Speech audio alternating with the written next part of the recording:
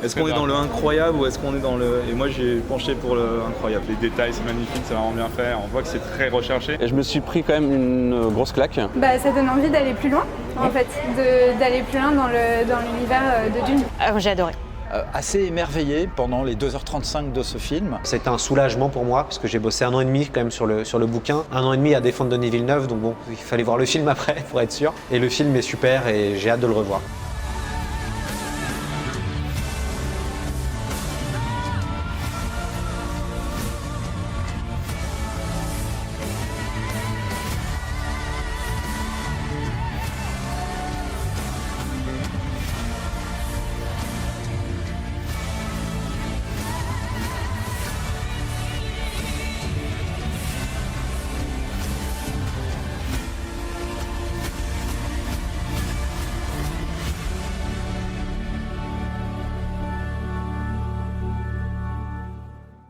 Yo tout le monde, c'est Mediavore, j'espère que vous allez bien, moi ça va, super, on se retrouve aujourd'hui dans une nouvelle vidéo, dans une vidéo vlog un petit peu différente de d'habitude, parce qu'aujourd'hui on se retrouve pour un événement tout sur Dune, en compagnie de divers invités, de romanciers, de vidéastes, de beaucoup de monde qui sont donc spécialisés sur Dune. On va parler de beaucoup de choses, je vous souhaite à tous une très bonne vidéo, c'est parti. Alors moi c'est Loïc Chéry, je suis journaliste pour le magazine Le Point et en fait je suis spécialiste de science-fiction. Je suis ici aujourd'hui car j'ai organisé le festival Dune. J'ai écrit 2 ouvrages que j'ai co-dirigés sur Dune. Dune le MOOC et tout sur Dune. Et donc aujourd'hui c'est une journée un peu spéciale puisqu'on fait un festival où on ne parle que de Dune et de Frank Herbert et de Denis Villeneuve. On est là parce qu'on a été invité dans le cadre du festival Dune par son organisateur, Loïc Chéry, à discuter précisément du film Dune de Denis Villeneuve, en quoi ce film peut changer les choses à Hollywood et est-ce que Denis Villeneuve est le nouveau Messie de Dune. On a des interviews, on a des articles qui analysent tous les personnages de Dune, l'univers, l'écologie, Frank Herbert. Bref, c'est en fait un beau livre avec plus de 200 illustrations et on est une espèce de dream team où il y a Denis Villeneuve, Jodorowsky, Raphaël de Laurentiis, bref. L'idée était de réunir universitaires, journalistes, spécialistes, réalisateurs pour analyser Dune. Dune, c'est quelque chose déjà de absolument culte et quand on vous propose d'en faire partie de près ou de loin, c'est forcément intéressant. Mais ce qui m'a particulièrement convaincu de participer, c'est la présence de Wojtek Siudmak, qui est un illustrateur que j'aime depuis des années, qui a complètement bercé notre imaginaire et notre inconscient collectif, notamment pour avoir fait toutes les couvertures de la collection Pocket, qui a vraiment en France été très prégnante et très culte. Et du coup, je voulais absolument poser des questions à quelqu'un qui fait vraiment partie de mon panthéon des illustrateurs du fantastique.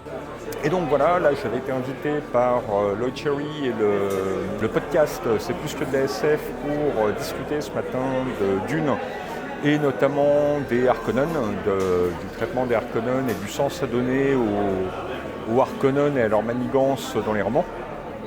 Et donc là j'ai enfin pu voir le film. Qui est cool. J'aime bien le cinéma de Villeneuve, donc je suis peut-être légèrement partial. C'est une adaptation quasi parfaite du tome 1 écrit par Frank Herbert, très honnêtement. Denis Villeneuve a été extrêmement fidèle. Moi, je l'ai lu il y a 4 ans à peu près, le tome 1. Et les émotions que j'ai ressenties à certains passages du roman, j'ai eu exactement les mêmes lorsque j'ai vu le film. C'était assez incroyable, franchement. Avec la pandémie, en fait, j'avais vu le trailer et tout, je m'étais un peu déchauffé, c'est-à-dire que je voulais pas, je voulais pas que les attentes soient trop hautes. Donc je me suis dit bon, ça va peut-être pas être si terrible que ça. Pour te dire, en fait, j'ai eu des frissons pendant toute la séance, pratiquement à des moments assez clés de l'histoire. Ces images qui sont frappantes, la photographie est sublime. Et en même temps, je pense que, il reste très accessible à des gens qui ne connaissent pas Dune, parce que tout est fait pour immerger le spectateur sans avoir besoin derrière de connaître tout le world building autour de Dune et on se laisse vraiment happer par ce film qui est juste immense et on est vraiment aspiré dans l'image et on se laisse complètement porter par le film. Moi j'étais ébloui par son ambition visuelle, par les rapports d'échelle vertigineux que le film nous offre d'une scène à l'autre. Il y a vraiment une vista visuelle que développe Denis Villeneuve dans sa mise en scène.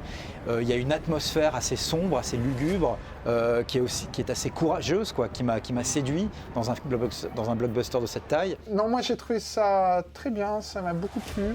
Ça m'a un peu réconcilié avec Villeneuve, qui est quelqu'un que je trouve très fort techniquement, mais parfois je trouve que ça manque un peu d'âme. Je trouvais qu'il y avait un surcroît d'âme par rapport aux autres films de Villeneuve. Ça m'a beaucoup intéressé parce que je pense qu'il y a eu un vrai grand effort d'adaptation. Après, je pense qu'effectivement, quand on aime le roman, on est forcément un peu frustré car le roman est un peu édulcoré dans sa réflexion. Voilà, toute la réflexion philosophique, politique et tout l'ésotérisme du roman, s'il est bien présent dans le film, il est présent de façon assez light malgré tout, ce qui peut être sans surprise, mais ce qui peut être un peu frustrant. Après, ce qu'il faut dire aussi, c'est qu'on pourra juger de ce film uniquement quand le deuxième sera sorti, s'il sort un jour, car il faut rappeler que ce film s'arrête quand même plus ou moins au milieu, et que c'est surtout la deuxième partie qui va nous apporter le contenu le plus intéressant. Donc j'attends de voir.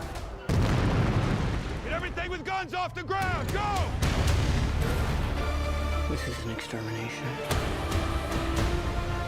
They're picking my family off one by one. Let's fight like demons.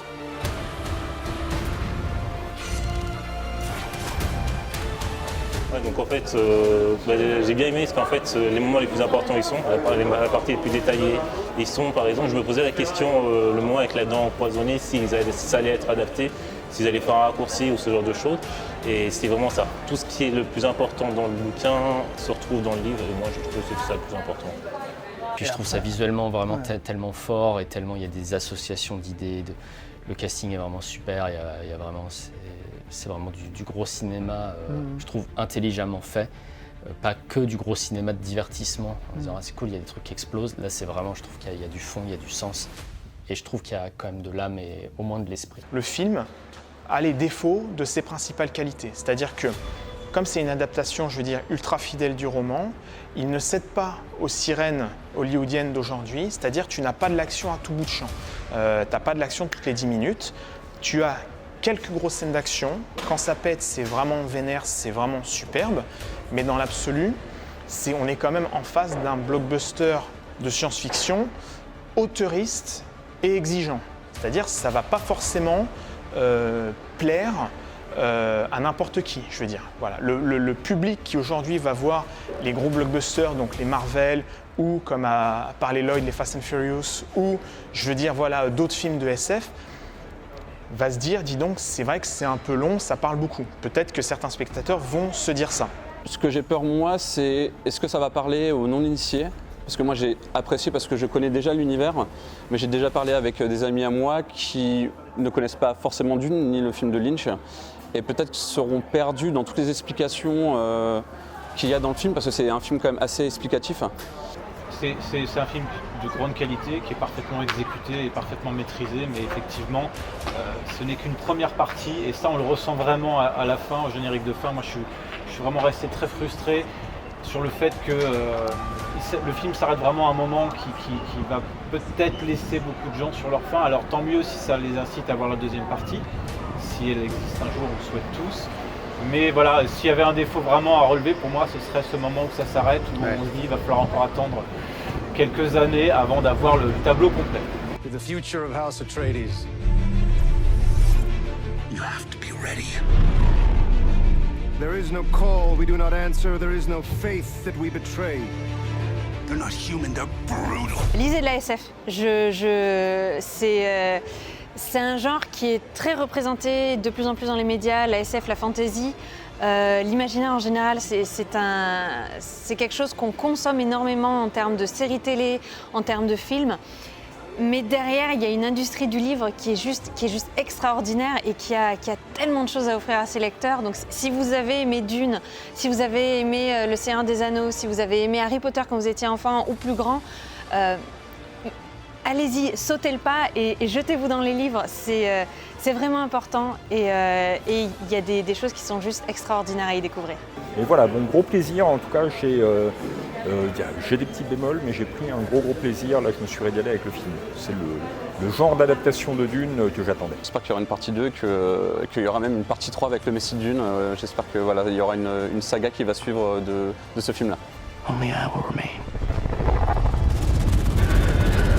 La science-fiction, pour moi, ça représente une certaine partie de l'imaginaire qui est absolument fascinante pour plein de raisons, mais aussi dans ce qu'elle garde encore de possible. C'est-à-dire que même la question, par exemple, extraterrestre, à l'inverse des vampires et des loups-garous, dont on sait que quelque part, bon, a priori, ils n'existent pas, l'extraterrestre et l'infinité de ce qui peut se trouver dans l'espace, ça garde quand même encore une part d'anticipation, de possible, qui quelque part, je pense, rajoute un petit élément peut-être encore plus fascinant et qui n'est pas simplement de l'imaginaire, mais aussi de l'imaginaire allié à ce qui pourrait exister. Et je pense que cette petite différence, elle change beaucoup de choses dans notre approche de l'imagination.